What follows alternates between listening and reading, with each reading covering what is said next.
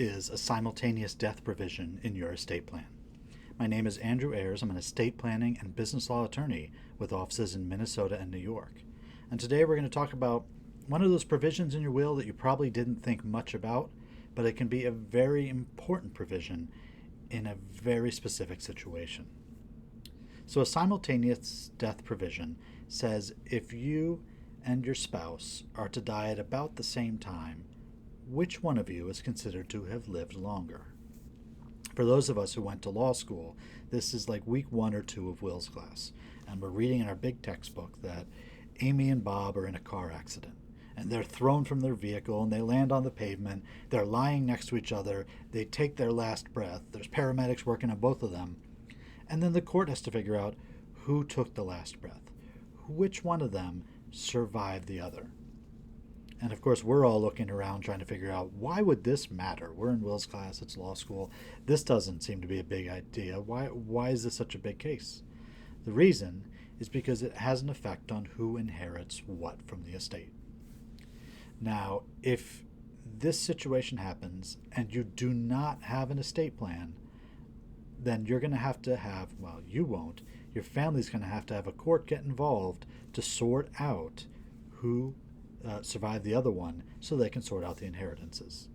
I'm going to give you 2 examples of the way this works, and when we get to the second example, you'll see why it's so important.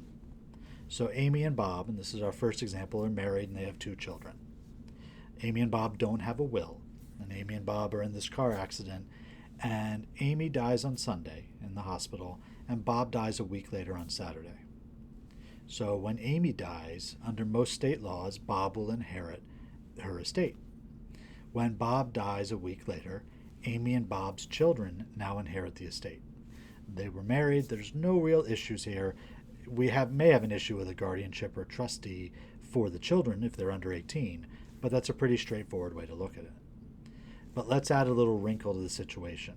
Let's say that Amy and Bob are married for the second time. So this is a blended family where Amy has children from a prior marriage and Bob has children from a prior marriage. So Amy and Bob are in their car accident, and Amy dies on Sunday. And now Bob inherits her estate. And then Bob dies on Saturday. Who inherits the estate at this point? It is not split between Amy and Bob's children. At that point, Bob's children would be inheriting from Bob, and Amy's children would not be getting an inheritance. Now, this is a straightforward look at the way it could happen. In reality, what will happen is Amy's ex-husband and Bob's ex-wife are going to be duking it out for a while on the court to figure out who gets what out of the estate.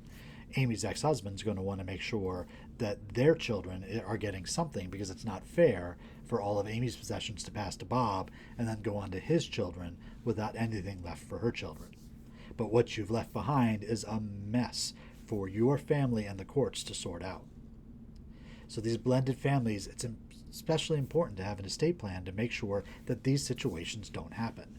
You protect yourself with the estate plan with a simultaneous death provision that says, in the event we die at about the same time, here's what we want to have happen. We want to make sure that if we have the blended family, that all of the children are taken care of. Or if there's a specific reason for one of you to inherit from the other. Let's say Amy has a life insurance policy, but Bob doesn't. It may make more sense to have Amy be the one who is treated as dying first, because then Bob inherits the life insurance policy, which can then be distributed amongst their children. These are just a few examples that show you where simultaneous death provision can be very important, and why you should have an estate plan to make sure that you're not leaving this mess for your family to sort out. Now, you can try to do this yourself. You can try to set up an estate plan and hope you do it right. But if you're watching this video, chances are you understand it's more important to work with professionals. Talk to your accountant, your financial advisor. When you're doing your estate plan, talk to your attorney. And let's make sure you have the right documents in place, especially in blended families, to make sure that we don't have one of those strange situations where you accidentally disinherit your children from a first marriage because you don't have an estate plan. If you don't have a will, or if you have one that needs to be updated, we can hop on a call. Go to andrewmayers.com. There's a red button that says Schedule a Legal Strategy Session, and we can set up a call to go over your current estate plan, or if you don't have one, what your goals are, and get you going to have an estate plan so that you don't run into these problems.